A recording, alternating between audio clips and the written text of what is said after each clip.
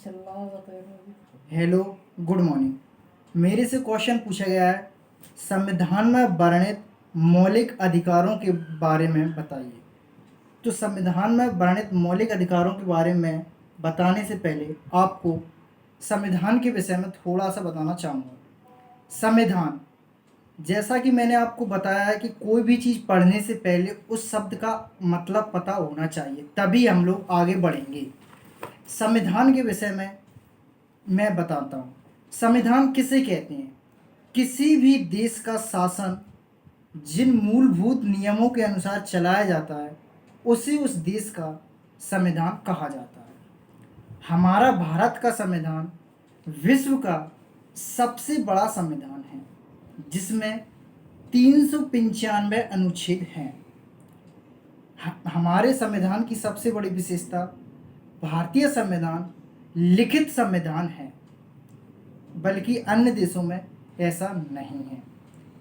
संविधान की जो पहली बैठक हुई थी वो 9 दिसंबर 1946 को हुई थी, और जिसके अस्थायी सदस्य सच्चिदानंद सिन्हा थे। संविधान सभा की दूसरी बैठक 11 दिसंबर 1946 को हुई थी, जिसके स्थायी अध्यक्ष डॉक्टर राजेंद्र प्रसाद जी थे। संविधान सभा की 2 वर्ष 11 माह 18 दिन के अंतर्गत कुल 11 अधिवेशनों पर 166 बैठकें हुई थीं। अब मैं आपको संविधान में वर्णित मौलिक अधिकारों के बारे में बता रहा हूँ। हमेशा कन्फ्यूजन रहता है कि मौलिक अधिकार कितने हैं और मौलिक कर्तव्य कितने हैं। तो कर्तव्य 11 होते हैं और अधिकार 6 होते हैं। पहले हमारे जो अधिकार थे वो 7 थे, लेकिन सन 1978 में संपत्ति का अधिकार हटा दिया गया है। वर्तमान समय में हमको 6 मौलिक अधिकार प्राप्त हैं, जिसमें से सबसे पहला जो है वो है स्वतंत्रता का अधिकार। भारतीय संविधान में प्रत्येक व्यक्ति को स्वतंत्रता का अधिकार है। वह अपने मन से कहीं भी आ सकता है, जा सकता है, रह सकता है। लेकिन अभी आप बोलेंगे कि जस्ट 1 महीने पहले कहीं भी आने जाने पर रोक लगाई गई थी। संविधान में यह भी लिखा है कि संकट काल की स्थिति में इन मौलिक जो अधिकार हमको दिए गए हैं उनको स्थगित किया जा सकता है।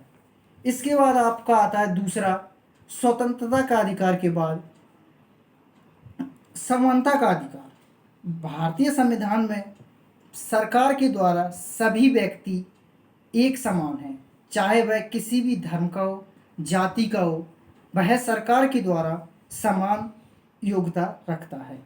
इसके बाद आपका आता है शोषण का अधिकार। शोषण का अधिकार, शोषण का जो हमको अधिकार मिला है, इसके अंतर्गत यदि आपको कोई शोषण के विरुद्ध कार्य कराता है तो आप उसकी कंप्लेंट कर सकते हैं। शोषण के विरुद्ध 14 साल से कम बच्चों की उम्र को काम कराना शोषण के विरुद्ध आता है। इसके बाद आता है धार्मिक स्वतंत्रता का अधिकार। भारतीय संविधान में भारत के प्रत्येक नागरिक को धार्मिक स्वतंत्रता का अधिकार है। कोई भी व्यक्ति किसी भी धर्म को अपना सकता है। सरकार द्वारा उसको धर्म परिवर्तन के लिए नहीं कहा जाएगा। आप चाहो मंदिर जा सकते हैं, मस्जिद जा सकते हैं, गुरुद्वारा जा सकते हैं। सरकार द्वारा किसी भी व्यक्ति को कहीं भी किसी भी धर्म को अपनाने से रोका नहीं जाएगा। इसके बाद आपका जो चौथा है वो है सांस्कृतिक तथा शिक्षा का अधिकार। सांस्कृतिक एवं शिक्षा का अधिकार के अंतर्गत भारतीय संविधान में यह बताया है कि भारत के प्रत्येक नागरिक को शिक्षा प्राप्त करने का पूर्ण अधिकार है। वह कहीं भी जाकर अपनी शिक्षा ग्रहण कर सकता है या सांस्कृतिक गतिविधियों में भाग ले सकता है। इसके बाद आपका जो सबसे लास्ट है वो है संवैधानिक औपचारों का अधिकार। इस अधिकार के अंतर्गत उपर्युक्त जो 5 अधिकार हैं, यदि इसमें से हमारे किसी भी अधिकार का हनन होता है तो हम इसकी शिकायत कर सकते हैं। सर्वोच्च न्यायालय को हम बता सकते हैं। इसके बाद जो मौलिक कर्तव्य हैं वो 11 हैं। मौलिक कर्तव्य के बारे में आप अगली वीडियो देखिए। Thank you.